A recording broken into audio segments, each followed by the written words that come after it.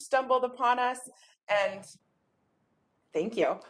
Just in case you've stumbled upon us and you aren't familiar with the work that we do, HawkWatch International is a nonprofit science organization, and our mission is to conserve our environment through education, long-term monitoring, and scientific research on raptors as indicators of ecosystem health. So to put that in a slightly more digestible way, when you have healthy raptors that are reproducing and keeping their populations up, that means that the whole environment around them, that whole ecosystem that supports them, is healthy too.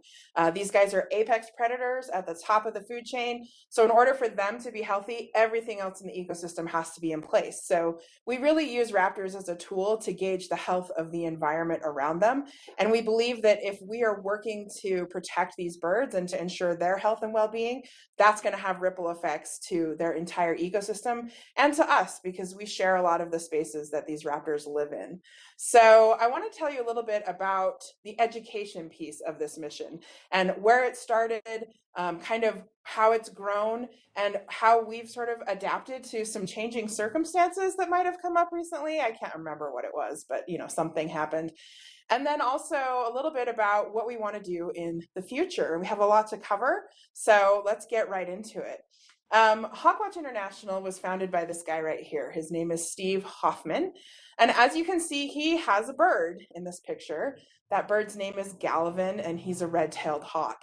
And from the very beginning, education and birds have been part of HawkWatch's work. So Steve came to the west part of the country he grew up back east, and he came out here to do some research and to get his master's degree in ecology and biology. And at the time, this was like in the 70s, kind of the prevailing thought was that raptors in the West don't really migrate that much, not the way they do on the east part of the country. Well, as Steve was climbing mountains and observing things around him, he realized that he was seeing raptors migrate in the spring and the fall, just like they do on the other half of the country. And so he started monitoring that migration, and HawkWatch was really born from that process. So we have been monitoring the migration of raptors in the West for over 30 years, 35 years. We're coming up on our 35th anniversary. And it's really thanks to Steve that we got started. He actually founded HawkWatch in the 1980s, and it was founded in Albuquerque, New Mexico, is kind of where we started. And in the beginning, Steve had this red tail. He was a falconer and had this bird, and he would take it to fundraise and to raise awareness for HawkWatch. So in the early days of these programs, they were pretty simple, and they weren't very often. He would mostly go with Gallivan to talk to people about HawkWatch, to raise awareness and to maybe get a little bit of extra money. He traveled all over the West promoting the organization. But he realized right from that beginning that having a live bird as part of his pitch was really effective. If you've ever been to one of our programs and seen the raptors that we use up close and personal, you know how powerful that experience is. And so as HawkWatch grew and expanded, the education aspect in using birds grew as well. So in the 1990s, HawkWatch relocated to Salt Lake City, and that's kind of where we've been ever since, is in the Salt Lake Valley. And in these early days, we started doing more and more outreach programs, and they started to have more of an education focus and not just an awareness and a fundraising focus. But one of the challenges was, at this point in time, we didn't have a facility to hold and care for the birds that we were using. And so our volunteers kept birds at their homes. Obviously, they had very specific conditions that they had to meet in order to do that, but they took care of the birds 24/7. So the amount of programming we could do was limited to the number of people we had that were willing to make that huge commitment to taking care of these birds all the time. So we did some outreach, but we were limited by the sort of humongous ask we were doing of these docents to really, the birds were really their entire responsibility. Well, as an organization, we recognized that that wasn't going to be sustainable long term, and we really wanted to be able to monitor the birds and be kind of in charge of them 24/7. And we really weren't able to do that until we moved to our current location. So we got a building here in Sugar House. I'm actually talking to you from that building right now.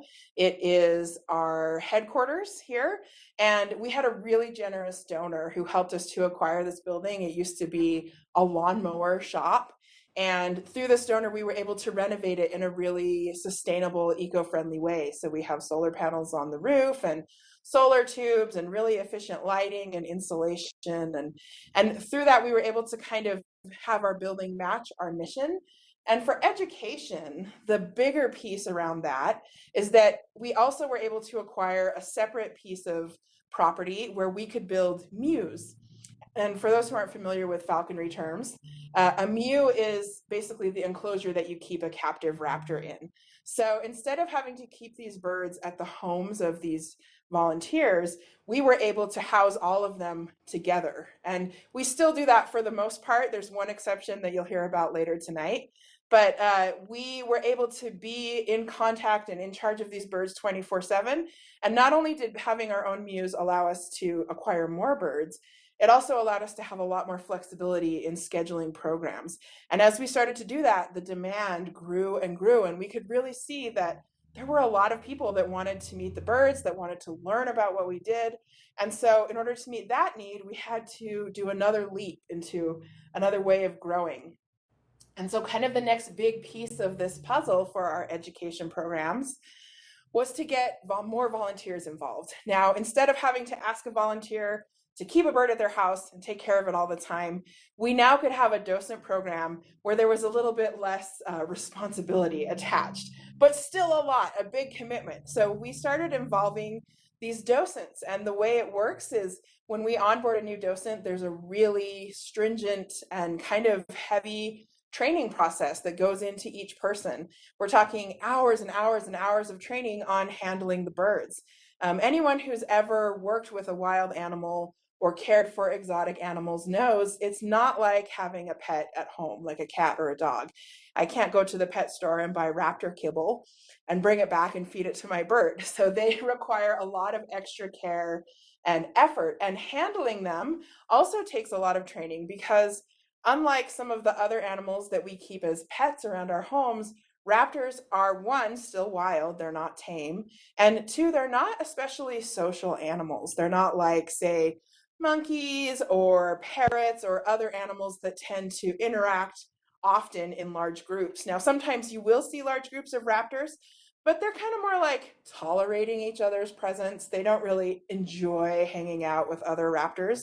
So you're taking what's essentially a really solitary animal, and you're having to kind of teach it to tolerate humans and to be around huge groups of these, essentially, we're these primates, these human primates, and to be able to do programs and be around those people. So there's a lot of hours that go into, one, getting the raptors acclimated to those kinds of programs, and two, getting our docents comfortable so that they understand how to handle the birds safely and correctly, what to do in the event of an emergency or a sudden change in a situation, how to monitor their own safety around these birds, and also how to engage people, how to make the message and the mission of HawkWatch exciting and relevant to people's minds. So I can't tell you how grateful I am for all the docents that contribute to our efforts in the education department. We literally could not do what we do without them. There's only 4 of us on the education staff.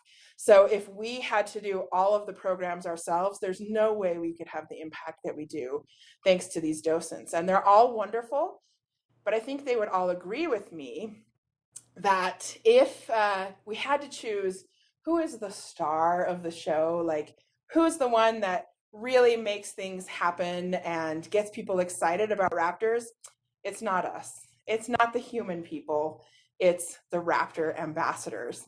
And I use that term ambassador because that's really how we view them.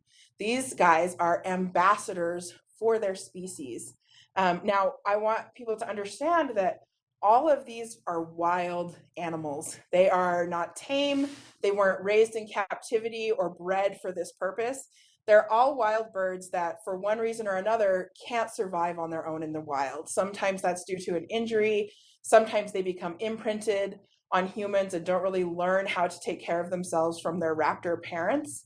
And so they can't survive in the wild. So the alternative to just sort of saying, well, tough luck, is to have some human intervention. So we take care of them, and it's a great privilege that we get to do that. And then they help us by being ambassadors for their species and helping people to see up close the power in their talons or the clarity of their eyes. It's really exciting when you get to meet a raptor up close and personal. And all of our birds are here because we have a permit from the U.S. Fish and Wildlife Services. And it's an education special use permit. And there's a lot of rules and stipulations and regulations that come with that. And part of it means we're ensuring they have the best lives possible. Now, all the birds you're seeing on this slide are birds that were raptor ambassadors with us, and they are no longer with us. Unfortunately, the lifespan of a raptor isn't as long as the lifespan of a human. So these are some birds that have come and gone, but in their lifetime, some of them spent pretty much their entire lives with us. They have touched the lives of tens of thousands of people who have met them and for the first time really connected with what a raptor is. So we have 8 raptor ambassadors currently that we work with, and I really do think of them as co-workers. I don't think of them as mine. I don't own them. They are my partner, and when we do programs, they work with me together. Now, kind of going clockwise from the bottom left, we have a great horned owl named Katori. Above him is a golden eagle whose name is Chris. On the top there, being very protective over her nest box, is our peregrine falcon Goose. To the right, in the top right corner, is our little screech owl whose name is Artemis. Below that is a red-tailed hawk named Caloris, and I want you to pay attention to him. In fact, you've already seen him several times tonight and may not have realized it because he was in many of those historic photos, and you'll understand why here in just a moment. And then in the bottom right, we have Hallie, our bald eagle. She's kind of our raptor ambassador in training. Like, she's still getting accustomed to being a raptor ambassador. And again, that's a testament to how much time and effort it takes. And then next to Hallie and Caloris, you have Jack. Jack is a merlin, which is a really small type of falcon.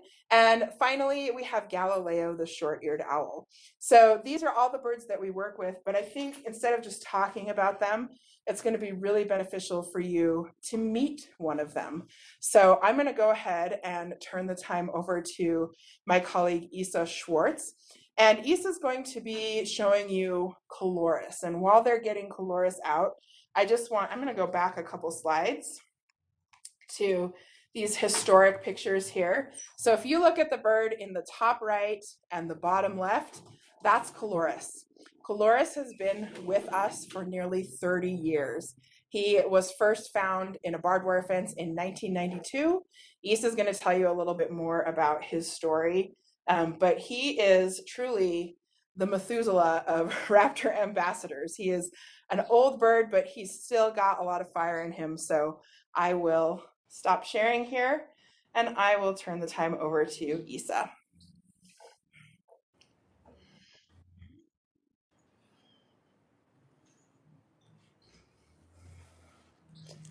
And we're just taking a second to get him on the glove nice and safe because he's an older guy. Like I said, you might be able to hear him cheeping quietly in his box.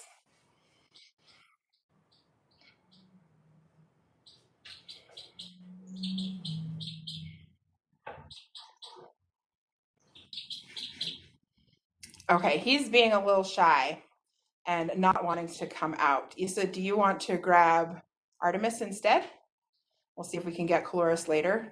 Because Caloris is so old, we have to really kind of take things carefully with him. He has some arthritis and things, so we don't really force him to do anything that he doesn't want to do. So hopefully he'll cooperate with us later tonight. But Isa's going to grab another bird. Fortunately, we have lots of them that we've brought.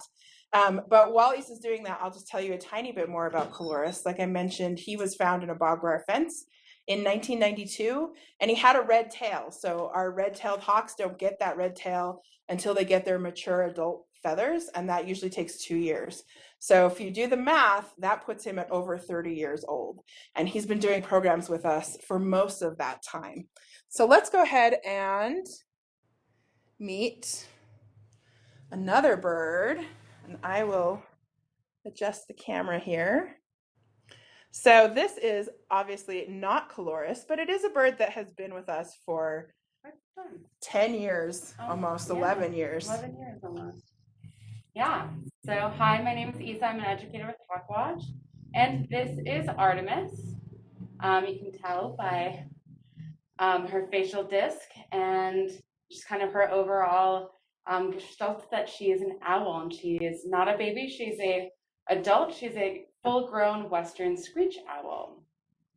So Artemis came to us because of an eye injury that she sustained. She actually had a collision injury with a vehicle and sustained some kind of pupillary dysfunction. So she actually cannot see through her right eye anymore. She used to have some vision there, but over time that pupil has deteriorated and she almost has no vision. So you may notice that if I wiggle my fingers, she picks up more movement on her left side, but if I'm still and sneaky, she usually won't pick up any movement on her right side because of her eye. So without the ability to see, Artemis cannot hunt effectively. So she was deemed unreleasable and came to HawkWatch about 11 years ago. She's a fully flighted bird, so other than her injury, she's super healthy and super happy. So some things about Artemis and owls in general. We'll kind of go over some of the cooler adaptations about owls because we all love them. Owls have this really iconic facial disc and these really iconic gigantic eyes. And these are both very owl-specific adaptations. While all raptors have really large eyes, owls have exceptionally large eyes. If our eyes were proportionally the same size as an owl's, they would be the size of softballs. That's pretty big. So kind of starting head to toe, you may notice that Artemis has these little feather tufts that are on the top of her head. They're slightly pressed down, but when she's really calm or sleeping, these two little ear tufts will kind of stand right up. And it's thought that these feathers, which although they are called ear tufts, they are not actually used to hear, are actually used to help these birds camouflage even better. Sometimes they're believed to, communicate some form of, mood or behavior, that if the bird is calm, they might go up, or if the bird is irritated, these feathers might move. But more than anything, it's thought that these feathers actually help these birds blend into bark better. So if you can imagine Artemis sitting against a tree, her head, the top of her head would actually create a very hard horizontal line. So if those ear tufts actually come up, they kind of create a more vertical direction or movement that matches the vertical movement of bark. So it helps her blend in a little bit more. And if other birds or other animals were maybe to see Artemis's shadow or silhouette, those ear tufts might actually be mistaken for ears and help her be kind of disguised more as a mammal rather than an owl.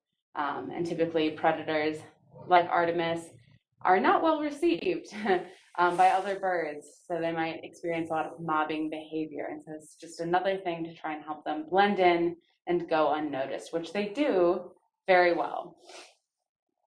Artemis's eyes, as you can see, are huge. We talked there about the size of softballs. But something that's really interesting about owl eyes that I love is that owls actually can hear a little bit of sound through their eyes. So if we were to look at an X-ray of Artemis's skull, her eye cavity and her ear cavity would not be fully separated because their eyes are so large, they take up most of the space in their skull cavity. So if you were to part Artemis's feathers and look through her ear, you'd actually be able to see the back of her eye. So this facial disc on Artemis's face and on all owls, that facial disc is used to help funnel sound. And while it funnels some sound to their ears, the thing that's actually at the center of their facial disc is their eyes, right? That's the deepest spot in this facial disc. So a lot of that sound's actually being funneled through their eyes, which is really, really cool when you think about it. Some other owl adaptations that make them exceptional raptors and hunters is their silent flight. Owls have 4 layers of feathers. They have an external layer of flight feathers, and then a couple intermediate layers of like hybridized feathers that are kind of partly down, partly flight feathers, and then a base layer of down.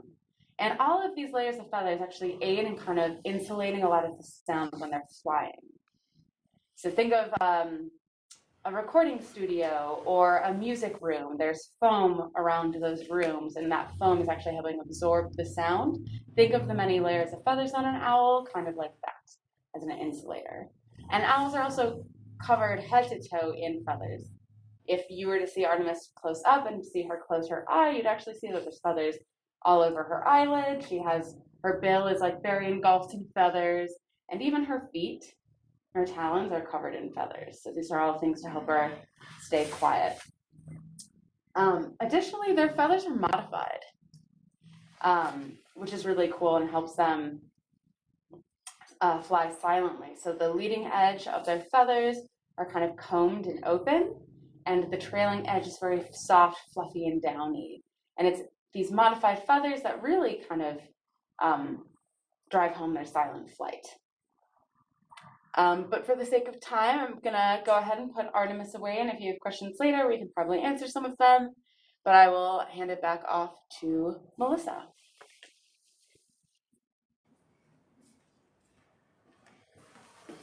All right, thank you so much, Isa.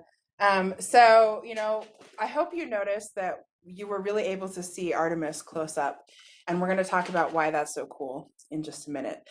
But first, I want to talk about, so all of this stuff, we've kind of reached the point of where we are now in education, where we have this great team of docents and volunteers that help us. And so here's some numbers that kind of quantify the work that we do. So we have 4 full-time education staff members, 8 Raptor Ambassadors, and that we have room to grow that collection a little bit. So hopefully we'll get some new birds coming in soon. We have 9 bird care volunteers. So these are people who come in every week, usually 1 day a week, and they help us take care of our birds. I don't know what it is about raptors, but somehow they don't understand holidays and weekends. So there is somebody here on Christmas and somebody here on Mother's Day, and every weekend there's always somebody coming. So we are really grateful for those bird care folks, and they are some of the most passionate and really dedicated people that I know. And in addition to doing bird care, they also deliver programs. So we also have 35 other docents who don't do bird care but still deliver programs. So that means they are taking these birds out into the community and they're sharing them with people. So like what you saw in the pictures earlier. So the numbers from here on out are from our last fiscal year, which went from July of 2019 to July of 2020. And like something happened towards the end of that fiscal year that kind of impacted our numbers a little bit. So keep in mind that these are probably a little lower than an average year. But we had over 700 volunteer hours donated. We see on average 10,500 students a year. That number was a little lower that fiscal year. We delivered 500 programs in that fiscal year, and we reached over 22,000 people. So it's really a lot. There's a lot going on. And this is kind of what these programs look like, right? So we are going to classrooms. We do individual visits to classrooms. In fact, about half of those programs and those people that we're talking about are in schools and they're students. And so we actually have funding from the Utah State Board of Education and a partnership called IC that gives us the funding to go visit every high school that's either a public or a charter high school in the state of Utah on a 3-year rotation. So that means sometimes I have educators who are gone for like a week at a time with a bird in, really rural parts of the state. And those kids are getting the same experience that kids here on the Wasatch Front are getting with these Raptor programs. And we're really privileged to do that work. I think it's one of the most exciting things that we do. So in addition to students in classrooms, We do a lot of community events. You might see us at your local library or your city or county fair or festival. You might find us at scout programs, or another really cool thing we're able to do, we have some funding to do some really in-depth work with students that are in high school, to actually go out in the field and go on field trips to our migration sites. Or you can see the teenage kids at the top middle there holding some little birds. They're holding kestrels. They're helping us with our kestrel project. So not only are they going out into the field, they're actually contributing to current ongoing research that we're doing here at HawkWatch International. So all of it's really face to face and hands-on and exciting. And then something happened. And it kind of threw us for a loop. Some of the work we do at HawkWatch wasn't too impacted by the pandemic. There are some science work that we do that's pretty remote and it's isolated, and people can do it on their own, or they can kind of make a bubble with the people that they work with to do it. And we were able to continue some of that work. Some of the things that we do were really dramatically impacted by the pandemic. Our migration work, which I mentioned, we've been doing that for 35 years. We had to make a really difficult decision last year to really cut back and limit the amount of migration data we were able to collect. The thought of sending a group of people to an isolated mountaintop and there's potentially a deadly disease that could impact them and they have to, hike down and be miles away from medical care. It just wasn't the responsible thing to do, to ask that of anyone.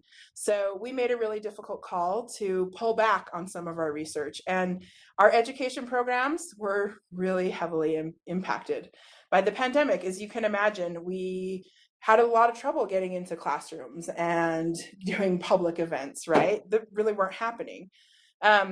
And so we recognized that we needed to pivot in some way. Not only were the science teachers in Utah over this past school year, not only were they dealing with the new need to either teach in a classroom or virtually or both at the same time, they also had a new science core. So they're not only thinking about how am I going to teach in this crazy mixed up minute in history, but also what am I going to teach? Is it correlated to the core that has just been released? And am I doing it with the methods that core promotes? And so we recognized that we could use this time, maybe when we're not doing as many programs, to create some resources for those teachers and help them through this process. And what we've built is something I think that's really amazing. And I could sit here and explain it to you and talk to you about it, but I think it will be more fun if you actually join me in a demonstration.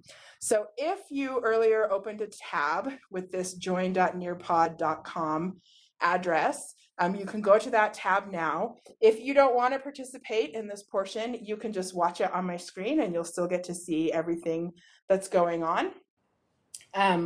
But I think Kirsten will probably post the link and the code in the chat as well, again, for anybody who didn't catch it the first time.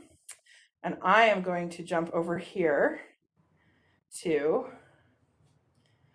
our NearPod. So what you're going to be seeing here is an interactive learning platform. It's called NearPod. It's really great because it's accessible from anywhere that has internet access. It's not anything that students have to download. They don't have to register. When you go to this page, it will ask you to enter this code. And once you've entered that, it will ask you to put a name. You don't have to put your real name. You can put your initials or whatever. And then what you're seeing on my screen in the Webex is the teacher view. So for those of you who are not joining the NearPod, you can stick in the Webex and see what's happening. And then for those of you who are in the NearPod, you'll be experiencing it from the student point of view. So right now it looks like I have about 5 people. And you can join at any time. So you'll see if you decide you want to join in, there is a code at the top, in the top left corner. You can jump in, but I'm going to go ahead and move along in the interest of time so you can see what this NearPod thing is all about. So we're going to be talking about vultures today. Vultures are, not often seen as a glamorous animal, which is unfortunate. We kind of love vultures here at HawkWatch, and I'm guessing that this group is going to feel that way too. So what I've done is, if you're in the NearPod, you're going to have the opportunity to select from a list of adjectives that you would use to describe vultures. And I'm going to actually switch to the student view here for those of you in the Webex so you can see what this looks like from the student perspective. So what they have is this list of adjectives, and they get to select every one of these that they think of or that they associate with vultures. So we have words like cool, gross, beautiful, stupid, important, greedy, helpful. And so they're going to go ahead and enter any of the adjectives that they would like.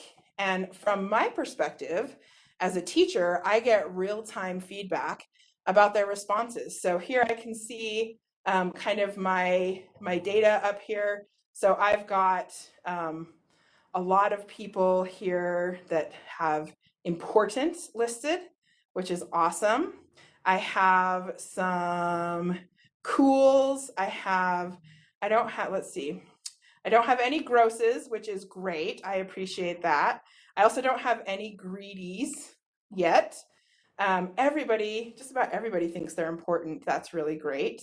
So I can see in real time what people are answering. And so if I was doing this with students, this is kind of the introduction to this portion where we're talking about vultures, and it gets them to start thinking about these animals in that context. Now, the next thing I want to do is I'm going to show you a video. Now, I'm hoping this works because it wouldn't let me share this as a video content. Let me try one more time just to see if I can get it to work. So usually when I click on share, I have the option to choose for videos, but I'm not getting that. So we'll see what we can do, but hopefully this will work.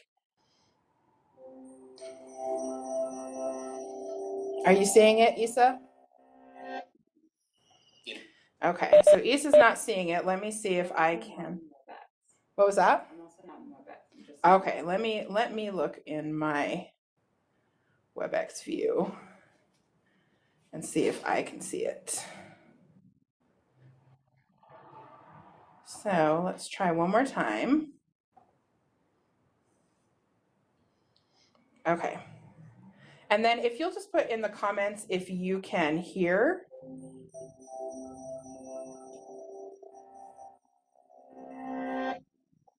In the grasslands of Mauritania, a gazelle suffering from tuberculosis takes its last breath.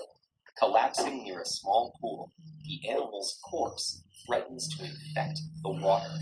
But for the desert's cleanup crew, this body isn't a problem, it's a feast. Weighing up to 10 kilograms and possessing a wingspan of nearly 3 meters, the lappet-faced vulture is the undisputed king of the carcass. This bird's powerful beak and strong neck easily tear through tough hide and muscle tissue, opening entry points for weaker vultures to dig in. This colossal competition is too dangerous for the tiny Egyptian vulture. With a wingspan of only 180 centimeters, this vulture migrated to Africa from his family nest in Portugal, using thermal updrafts to stay aloft for hours at a time. But upon arrival, he finds himself near the bottom of the pecking order. Fortunately, what he lacks in size he makes up for in intelligence.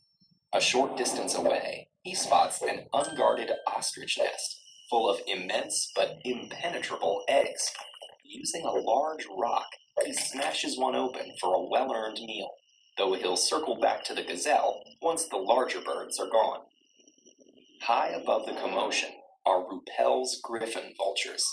Soaring at an altitude of over 11,000 meters, these birds fly higher than any other animal.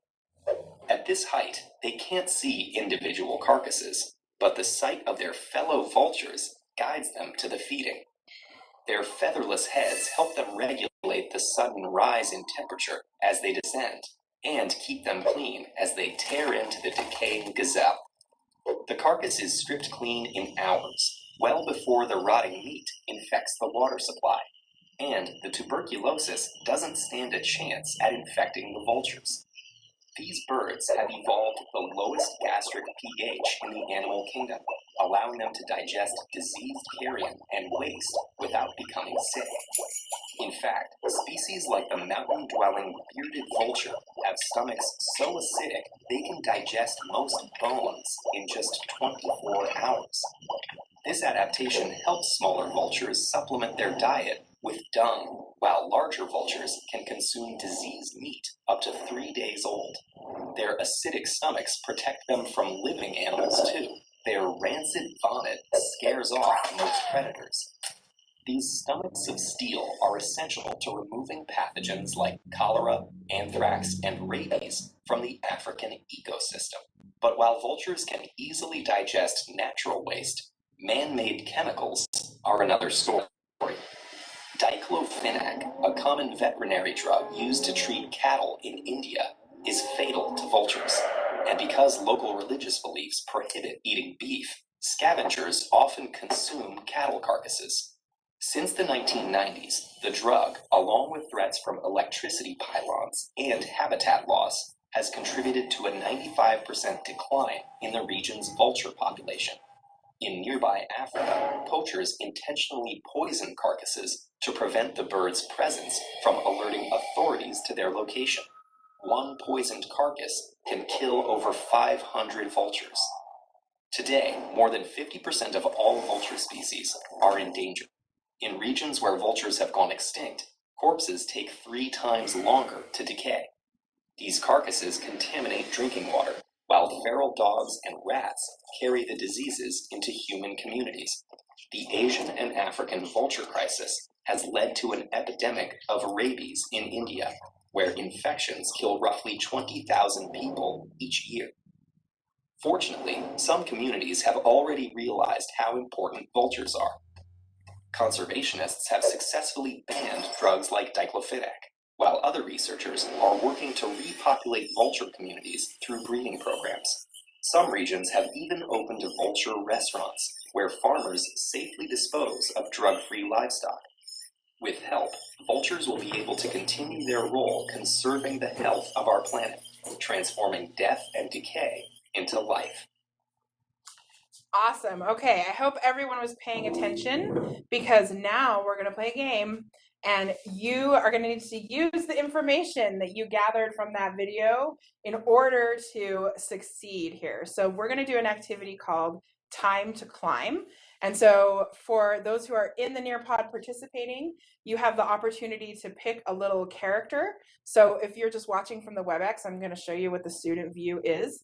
So this is kind of a gamification of the learning process. It's kind of geared towards younger kids, but we found that even high school kids really love it.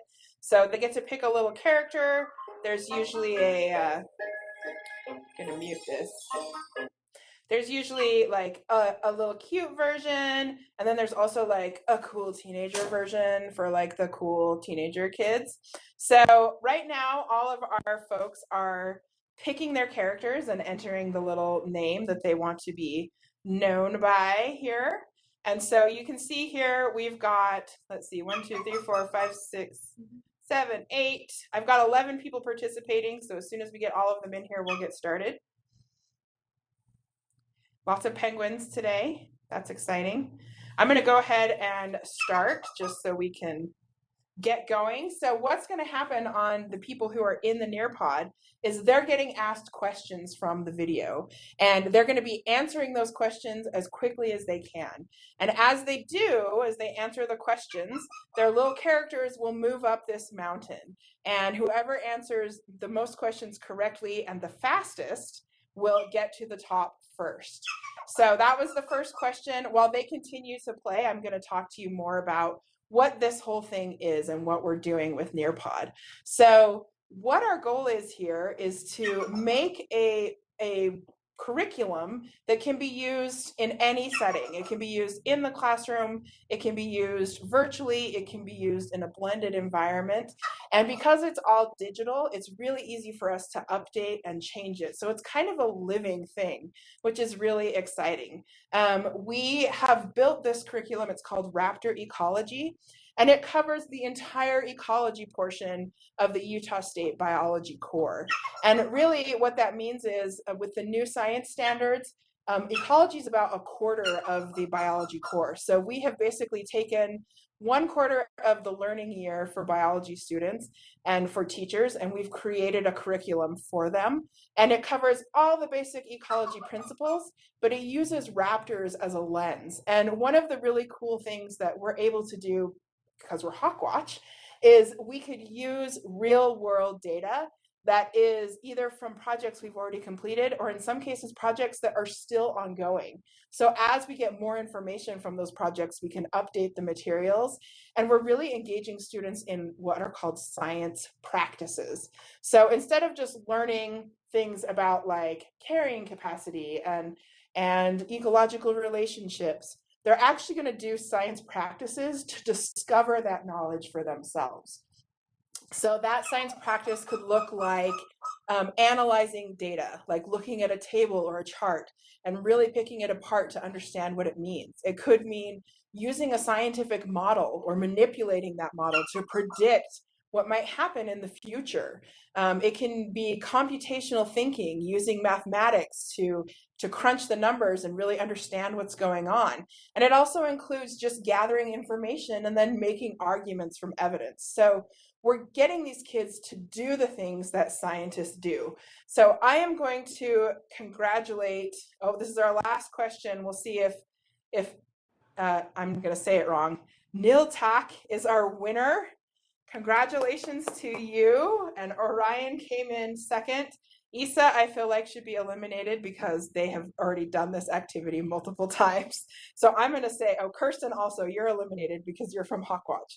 So Heather, you get to be third place. So congratulations on that. And so in the context of this actual lesson, this is just a little sample, they actually go on to learn even more about vultures and the role they play in an ecosystem.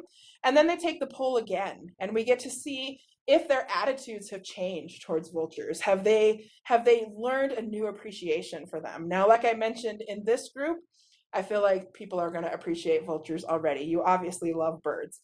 But in a high school classroom, you know, it's a little more honest, or not honest, but maybe a little more representative of what the general public knows and feels about vultures. So as a teacher, all of this data I'm collecting is stored, and I can go back in a report and look at it later. And I can look and see if learning about vultures had any impact on these students and their perception of them as valuable members of an ecosystem. So I'm going to go ahead and thank you for all of our NearPod participants. Thank you for joining us as students, but I'm going to go ahead and go back to our presentation here. And so we've built this really cool tool, and we've been using it as a virtual presentation throughout this school year because of the pandemic. And we kind of have discovered another perk to doing virtual presentations. And you saw that with Isa and Artemis. You know, Artemis, as you saw, is a little bird. She's not very big. And so when we take her out to public events, sometimes people can't really get to see her up close, where when we have this camera set up in a virtual situation, when we talk about the eyes or the talons or the feathers or the wings, we can really zoom in on those features and get a really close-up look. And so we found, especially for some of our smaller birds, that people actually have kind of a more intimate experience with them than they would out in a public setting. And also, I mean, from the bird's perspective, it's really comfortable to be in what is essentially a quiet room. So right now we're talking to, you know, however many people are in this presentation, but for our birds, it's just a couple people here, and it's a little bit less of an intense experience for them. So we don't want to keep doing virtual forever, but I think that it's something that we're going to continue doing for a long time. So the last thing I want to talk about tonight is, what are we going to do now? We are coming out of this pandemic. We're heading into what is hopefully the new normal. If you're like me, I think you're just living for that day when we reach that herd immunity and have a chance to interact with people in semi-regular ways again. So we have some goals in the education department for the upcoming year.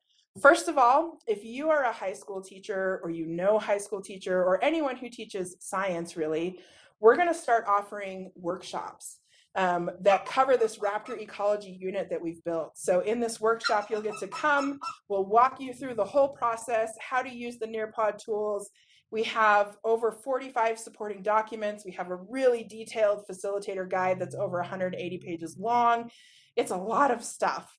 But I think teachers are really going to love it because you're going to be able to take it into your classroom the next day and use it with your students. So if you're a teacher and you're registered on MIDAS, which is the professional development platform for scheduling for teachers, keep an eye out for our workshops and please come and attend. We'd love to have you in the future. The next thing that we need to do, our docent program really took a hit during the pandemic. You know, we didn't want to put our docents at risk. We didn't want to put ourselves at risk or our birds, honestly, because in the beginning we didn't really know if the virus would affect them. So we're going to start rebuilding our docent program. We anticipate that we're probably going to lose a few people that we've had, either their life circumstances have changed or they've recognized that they're tired and they don't want to do programs for a while, they've enjoyed the break, whatever. So we're not quite ready to take applications yet, but if you're interested in learning more about the program, what the commitment is, you can always email me and I'll put that email up at the end of the presentation. And I would love to talk to you about it and put you on a waiting list potentially to notify you when we're ready to start onboarding our docents again. And finally, we have some really ambitious goals around diversity and bringing our programs to more audiences. We are looking for partners and funding to bring programs to Title I schools, especially in Salt Lake and Weber County. We're looking to talk to English learner students. So we've done some research, and students who don't speak English as their primary language, by the time they get to high school biology, only about 3% of them are showing proficiency or above in that subject of biology. So we've seen that there's a real need to help reach these students in their native languages. So we're looking for people who maybe speak foreign languages that want to help us translate, or people who might be willing to fund a project that reaches to these audiences. Or even if you are part of an organization or know someone who works with these communities, we would love to be put in touch with them. So these are all ways that you can engage with us in our education programs outside of just the normal public outreach that we do. And if you want any more information about that, go ahead and, like I said, send me an email. But really what I want to do last is let you meet one more bird. This one is really exciting. He's one of my personal favorites. But I'm going to have our colleague Debbie Peterson talk to you about Chris. I'll bring it over for you, Debbie.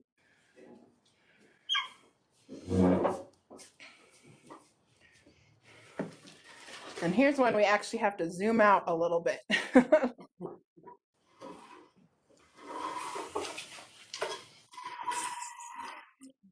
Thank you. Good evening. It's nice to be here with you all tonight. And I have Chris here with us this evening. And Chris is a golden eagle. And Chris gets his name. It's actually short for Chrysatos, which is his scientific name in Latin and Greek. And it does mean golden eagle. And Chris lives in captivity because he has a left wing injury.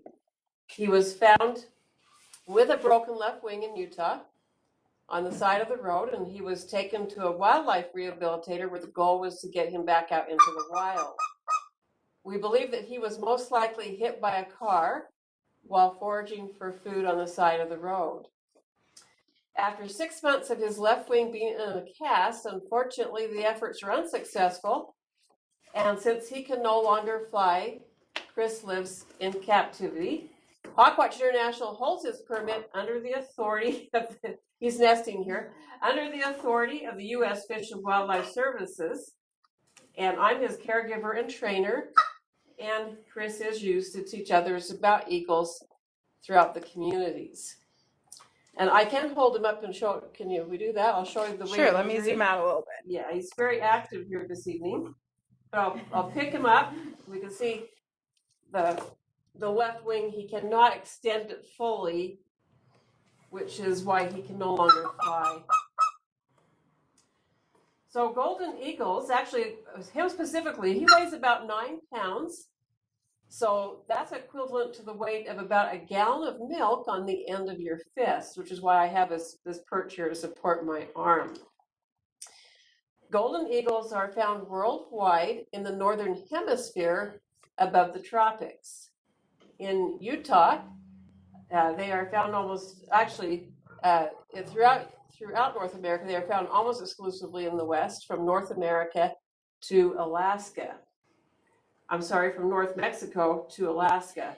And of the 60 different eagle species, the golden eagle is one of the most widespread and maintains home ranges of about 77 square miles. They do prefer open areas to partially open areas near mountains, hills, and cliffs. And they use a variety of habitats from the Arctic to the desert, including coniferous forests, farmlands, grasslands, and shrublands near rivers and streams. There are only 2 eagle species indigenous or native to North America, which is also the bald eagle, our national bird, and the golden eagle. The golden eagle is also the national bird of 8 countries: Albania, Armenia, Egypt, Germany, Kazakhstan, Mexico, Romania, and Scotland. And their image appears on 3 countries' flags: Egypt, Mexico, and Moldova. So for a little history, throughout, he is very active here tonight.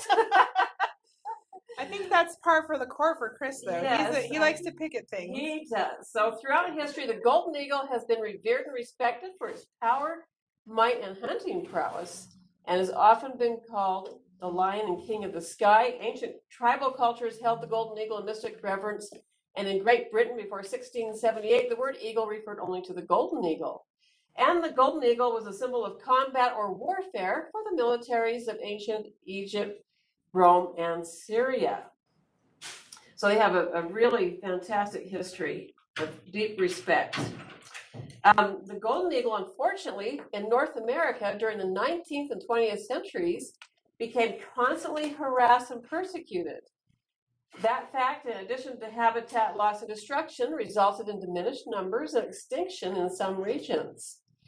The good news is, because of enlightened attitudes toward golden eagles, the enactment of strict laws and regulations with stiff financial penalties, the golden eagle is now doing much better, with worldwide populations estimated to be about 270,000 individuals, and North America is home to about 80,000 of those individuals. Golden eagles are powerful predators who will generally catch and kill their prey while in flight, being able to lift over half their weight in flight in their powerful feet and talons, which can exert up to 900 pounds of pressure per square inch. So that's equivalent to the grip of 20 men with enough force to drive a nail into concrete, and the rear talon or hallux is the length of a grizzly bear claw.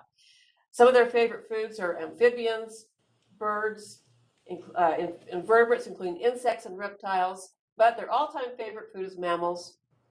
And they have developed a variety of different hunting techniques also to catch that prey and those mammals. They soar, be able to sight moving prey the size of a rabbit up to 3 miles. They stalk, sneaking up and ambush unsuspecting prey, still hunt, seen on a perch and waiting for prey to pass beneath, and they can quarter. That means they hunt their food in a confusing zigzag pattern, and they can stoop or dive, reaching speeds up to 200 miles per hour. So an amazing bird of prey. It takes a golden eagle about 4 years to get their adult plumage. So before that, in their juvenile state, they have a white band at the base of their tail, and they have white patches at the base of their primary feathers under their wings. And we can't forget that eagles have fantastic vision. That's called rousing. He's just rearranging his feathers, trying to look handsome. Their vision is fantastic. They can see up to 9 times greater than humans, which means that if your vision was that acute, you could reduce print on a computer screen the length of a football field. So there's some fun facts about golden eagles. So much. They are the coolest birds. And you can actually stay there, Debbie. I think people can enjoy watching you while we finish up. So that's we're getting towards the end of the program here. But I want to thank, we're going to do our drawing next, so stay tuned for that. But I just want to quickly thank especially ZAP from Salt Lake County. We receive a lot of funding to bring programs like this to the general public in the county. You can learn more about them at the website on the slide. Also, ICEE, who I mentioned, that provides so much of the funding that we use to go into schools. We're really grateful for them. and of course, our HawkWatch International donors. If you are not a donor, even if you just want to, send out $5 as a thank you for this program, or $20 to buy some rabbits or quail for Chris here, we really appreciate those donations. They mean a lot to us, and they allow us to reach even more people. So I know we're out of time. So Kirsten, would you like to do our drawing here? Tell us who the winner is for the free Raptor program.